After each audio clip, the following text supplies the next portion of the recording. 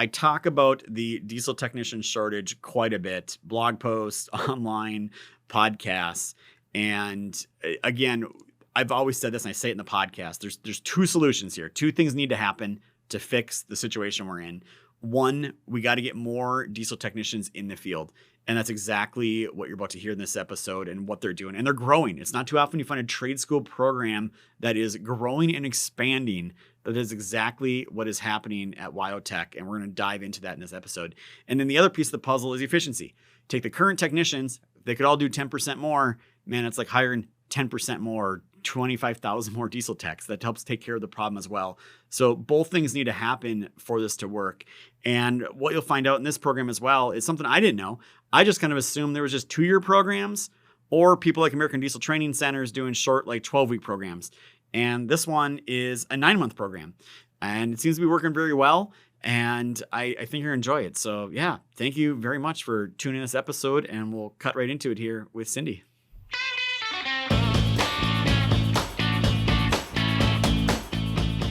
So, Cindy, welcome to the DL. And I think the audience is going to love this episode because this is like one of the biggest pain points. Like actually everybody I talk to that we sell diagnostic tools, the number one issue they have is I can't find diesel technicians. And you are with WyoTech. And I think you guys have a pretty cool thing going on here with like this accelerated program, because before I even knew you or met you, I just assumed everyone had 2-year programs, but that's not really what you guys do over at WyoTech. No. So you're right. At WyoTech, we, I don't know that I would call it accelerated. We have always been 8 hours and 20 minutes a day in our classrooms and shops. Very seldom do we have a day where the students have a day off in that 9-month phase, minus the breaks in the phase. So we start every quarter. We graduate every quarter. We're not like your traditional school that's off for the summer. So yeah, we start January 1 and then March, April, May, and then again in June, and then again in October, and then graduations in the middle. So we are constantly producing technicians that are coming back out into the field. We work with industry partners nationwide, literally. A lot of people think that on top of our accelerated course, I'll just move into this side of it quickly, is the fact that maybe 3 to 4% of our student base are students from Wyoming. The average WyoTech graduate travels at least 1,000 miles to attend our school. We've got 30 kids right now from Hawaii. So the fact that we're in Wyoming isn't even a deterrence to those kids who come from Hawaii and they want to be at WyoTech. So we're really proud of that. Yeah. So I know we were talking before this and I mentioned, oh, we got Melissa, the Diesel Queen. She's got her own podcast show and sharing stories. And I totally forgot. She's actually a WyoTech student as well, a graduate from there. And now she's been doing that. And she's really, I think, helping spread the word. So one of the points I constantly make is, look, 96% of the diesel technicians are male. And anytime you have a shortage in an industry and you look at it and 96% of them are one sex, it's pretty easy to point at it and be like, okay, well, that's a problem. Are you seeing more females come in? Is it still a struggle getting females to come in? What's that looking like on the female side? So I can tell you industry-wide, women attribute for about 2% of the whole automotive diesel world. I'm proud to tell you that at WyoTech, our student base is a little over 6% women. So yes, that message is beginning to resonate across the board with women, understanding that this is a good, viable career, a recession-proof career that you can get into that will always be something that you have for later on, even if you didn't go into it right away. But yes, our student base is changing, and it is there. We are getting more and more women. Matter of fact, at WyoTech, we started a new program or a new group called the Women of WyoTech. And the Women of WyoTech is a really classy group of girls who are working with people like the JCF Foundation, the Jesse Combs Foundation. Jesse Combs was a 2003 WyoTech grad. And we work very closely with her foundation now that she is gone, and we're carrying on her name and good work through our partnership together with them. So, matter of fact, we recently just got her new, well, it's called it's a rock crawler Jeep that is now being featured at WyoTech, and the girls are actually helping with different projects with that. So, yes, women are growing in the industry, and it's definitely resonating as our reps are out in the field talking to young women who are interested in becoming automotive and diesel technicians. Well, and you hit a key word as you were talking there. You used the word career. You didn't use the word job. And I've always said, I think a very similar thing is like, look, once you become in a diesel technician, and I know you guys do other fields as well, but it's one of those professions where literally you shouldn't ever have to worry about finding a job, like because everywhere's hiring these roles. And I just looked on Indeed about a week and a half ago, and I think it was like 45,000 open jobs on just Indeed.com, and a lot of those job positions were for more than one diesel tech role, right? And that was just Indeed. So there's a huge demand out there, and what I've seen historically is trade schools kind of dwindling down and not as many diesel techs entering the field every year. And I think I read online, you guys, a couple of years ago, the enrollment wasn't great. And it sounds like things are going much better here the last couple of years. Can you talk a little bit about that? You bet. Glad to. So Jim Mathis, the owner and CEO of WyoTech, bought the school back from Corinthian College in July of 2018. At the time, we had 12 students. And in just 4.5 years, I am proud to say that we have had over 850 students on campus. Right now, we have 652. We just had a huge graduation. And then in July of this year, we're going to have a new sign-on of about just over 400 new students. And then in October, right now, it's just below 500. So in a world where I'm hearing people say, I can't find anybody to come into the industry, we have and will have, as of October 1st, 2023, about 1,100 students on our campus ready to learn the trade and ready to go into their future career. And you're right, I won't say a job. I understand that industry has a fire on its tail, but let's face it, if you're really serious about recruiting, you're going to develop the relationship. You're going to get to know who they are, where they're from, how many pets they have or want to have, and what their career actually looks like. And then show them the path, show them the way to go so that they can grow in this. The ASE Foundation did a survey in 2000 and what was it, 18, and that survey said that 42% of all the technicians that come into this industry leave the industry within 2 years. Well, we can't say that that's because of the school or because of their upbringing or anything else, but what was the culture like that they came into? Guess what? ASC did that survey again in 2001, and the results were a whopping 41% are leaving the industry every 2 years. And we have to ask ourselves why that's happening. Are we onboarding right? Are we using the right soft skills to be able to understand and communicate? And when you look at it, we've got, 7 generations on this earth right now. And every generation speaks just a little bit differently. But frankly, they're talking about the same thing. So where is that disconnect? And I believe it starts with listening and then understanding and developing a relationship.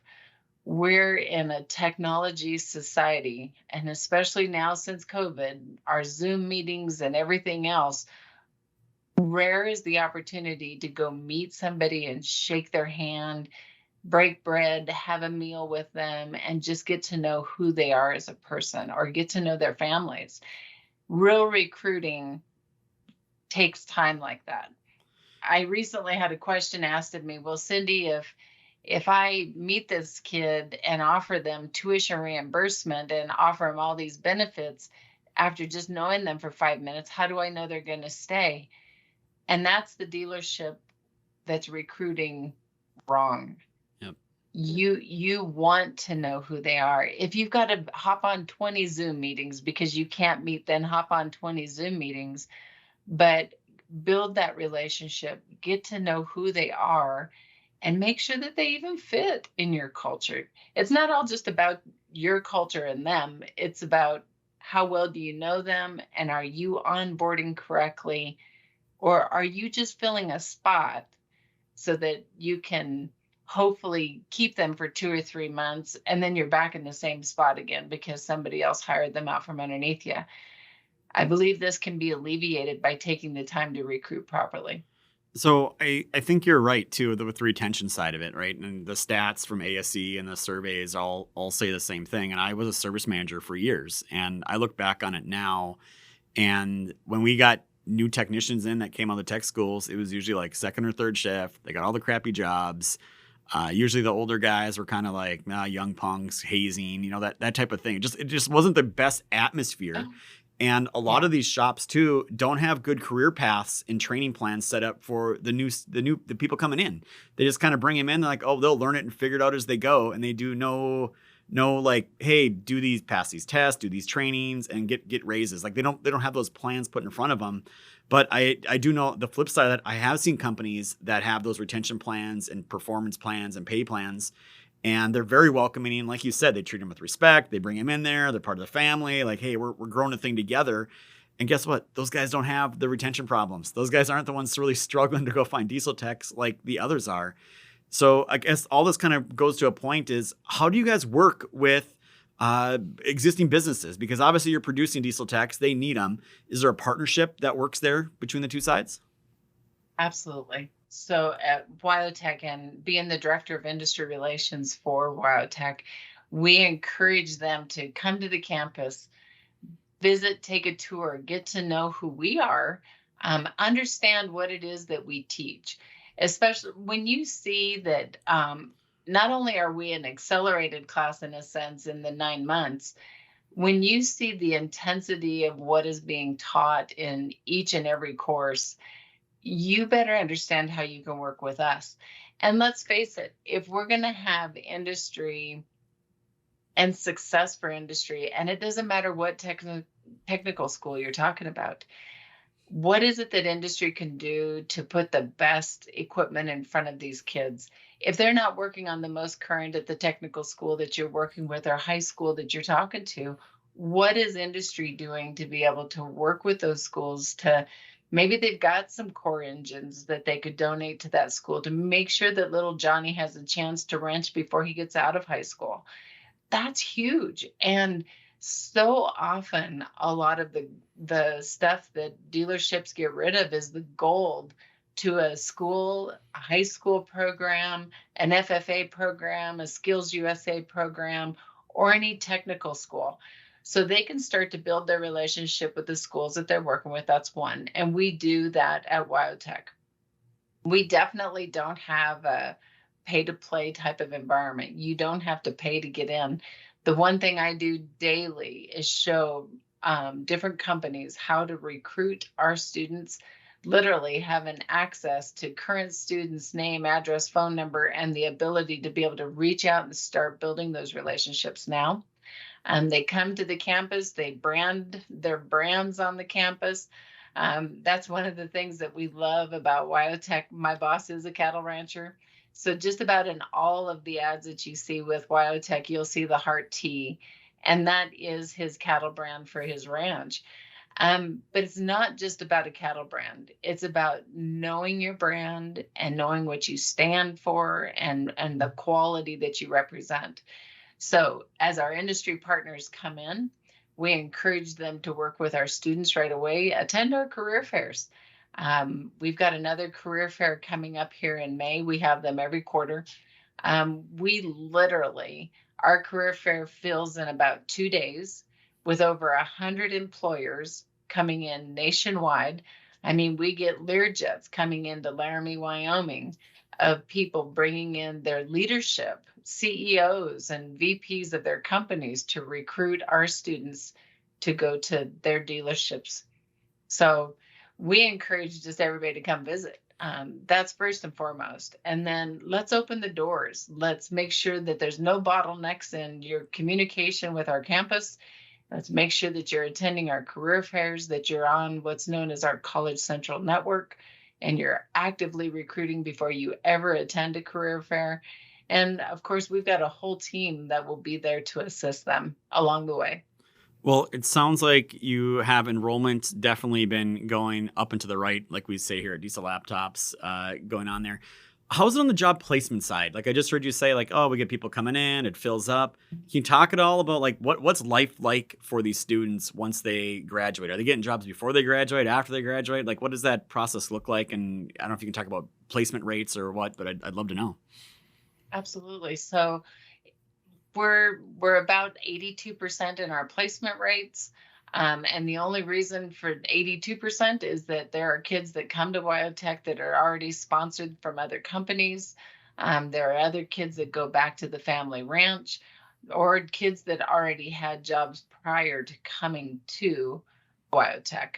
Um, Getting a job or placing them within a career is probably one of the easiest things we do. Most of our students leave WyoTech with 4 to 5 letters of intent of great companies nationwide.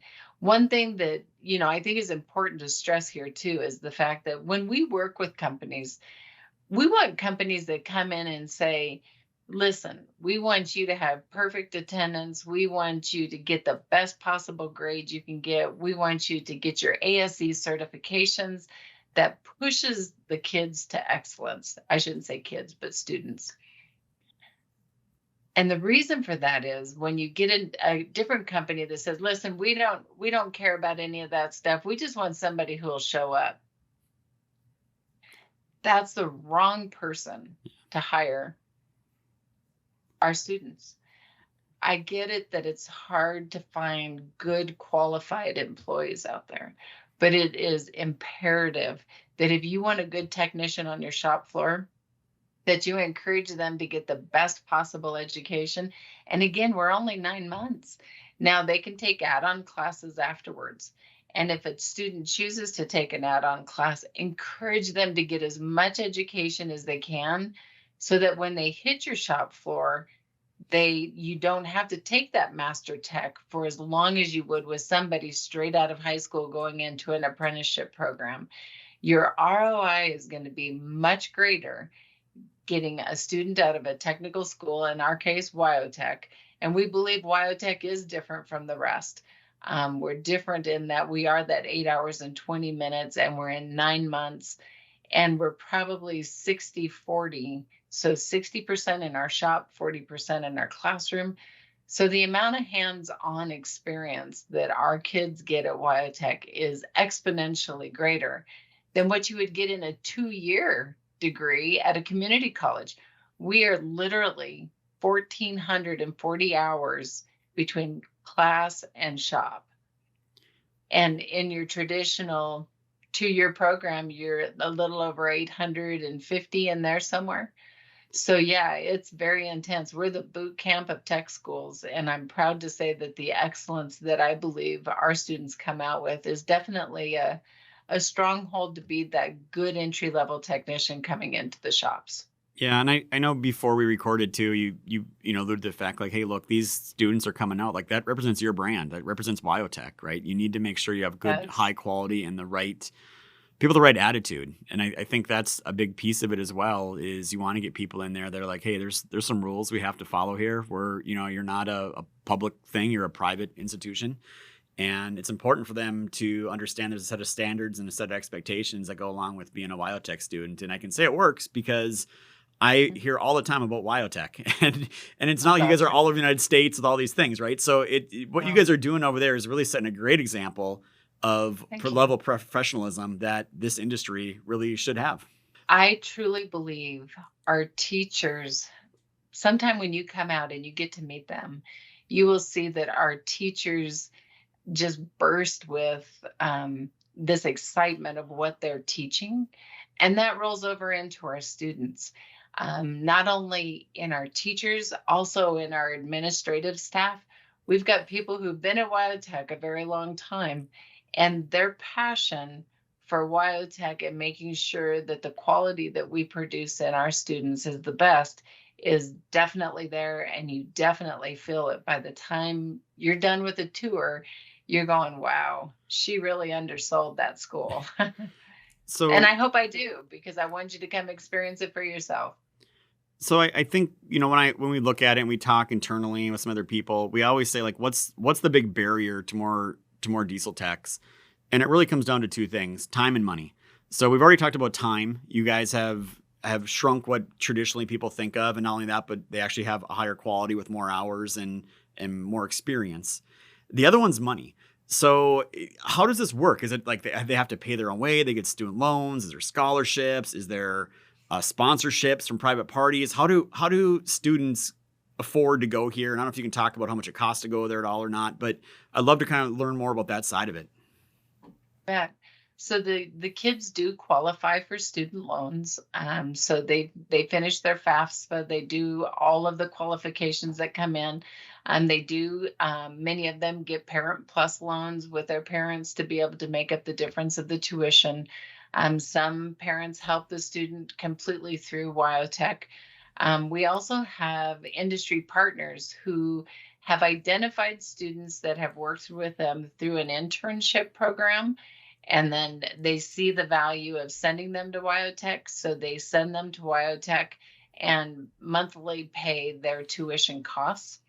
We put together, and we have hundreds of these. They're called tuition reimbursement programs, where companies use it as a recruiting tool, so that after little Johnny or Cindy get done with WyoTech and they qualified, they got the good grades, they met the excellence standards that the company set up, they are offered tuition reimbursement, and the company literally pays monthly their tuition cost and pays it to the student directly, and then up to certain amounts. So some companies will set them out there $15,000, and others for the full amount of the tuition.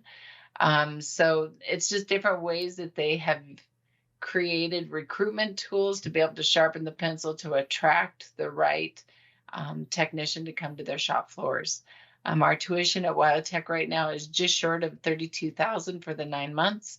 And then we also and you have your housing cost on top of that. We have dorms right there at WyoTech. They're just right across the parking lot. And you would think that because they were close that the kids would just walk to school, but most of them drive, and that's okay. But it's pretty interesting. But anyway, so yes, we have housing, and that is the setup on the financial side for WyoTech. Yeah, I mean, that's been one of my big frustrations with like 4-year degrees is there's been this big push over the last decades. You got to get a 4-year degree. You got to get a 4-year degree. And I mean, I went to school, blew through $100,000 and got kicked out after 2 years. Right. So that didn't work out well for me. And as I've talked to people my whole life, a lot of similar stories, right? Like, oh, I went to school for 4 years. I got a degree in something. I got $50,000 in debt and I didn't use it. Or they spend 4 years and all this money.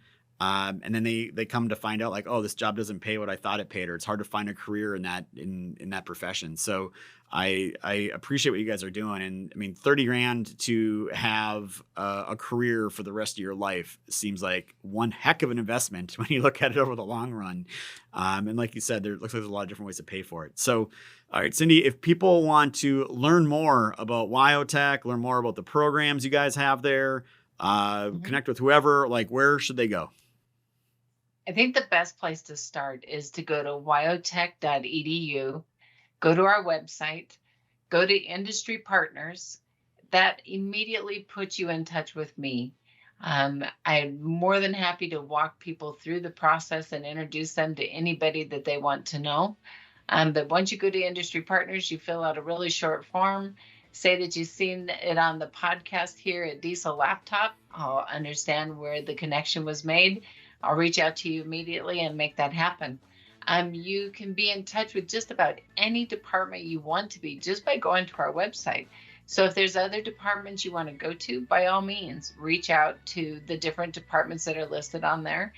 Their contact is listed on the website as well. Well, Cindy, it's really refreshing to talk to someone that's part of the solution, not part of the problem, because usually we get a lot of people complaining about the problem, but not actually trying to help with the solution. So, love what you guys are doing over there at WyoTech. We're going to call this an episode. I end every episode by saying it's not just diagnostics, it's diagnostics done right, but you need technicians. We need more of them. And there are plenty of good opportunities out there. Check out WyoTech for everyone listening, and like, comment, share, subscribe. We love all these things. Thank you for watching and listening, and we will catch you on the next episode.